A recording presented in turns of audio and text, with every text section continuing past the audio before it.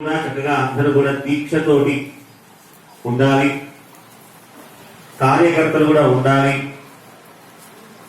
దీక్షా కంకణం కట్టుకున్న తర్వాత నేను అది చేయను ఇది చేయను అని కాకుండా ఎప్పుడు పని చెప్తారా అన్నట్టుగా చూస్తూ ఎదురు చూస్తూ ఉండాలి. అదే దీక్ష అంటే.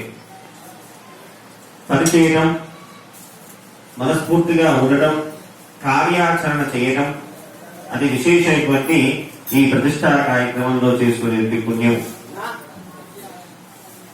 ఓం తదేవ లగ్నం శరీరం తదేవ బలం చంద్రబలం తదేవ విద్యాబలం దేవ బలం తదేవ లక్ష్మీ పదేవ ధర్మధర్మమాయ సకల కళ్యాణి భాజనం యత్రజాయతే శరణ్యం ప్రజామి శరణో హరో సర్వకార్యేషు ఆస్తిశాయ మంగళం భగవాన్ మంగళాభిషణో హరే ఆస్తిశాం దేహస్తిశాం కులస్తిశాం పరాభవ ఏషాం దేవ రస్యామో హయస్థోనార్థనః యదా విఘ్నరాజోగణాధిపః సోమకేతుర్గణాధ్యక్షో బాలకర్లోగణాః వక్రతుండస్యో భగన్మో హేరంగస్కందపూర్వజః శుభహీరానామాని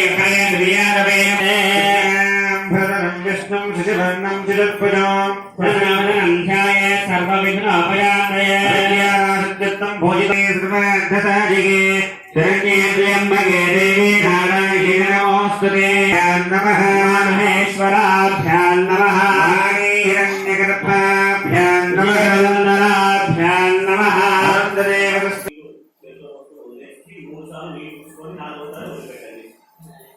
ఓం ఆదిత్య ప్రాణాయ రక్షాయ. ఇప్పుడు మూడు సార్లు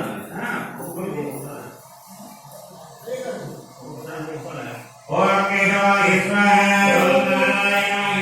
నమః.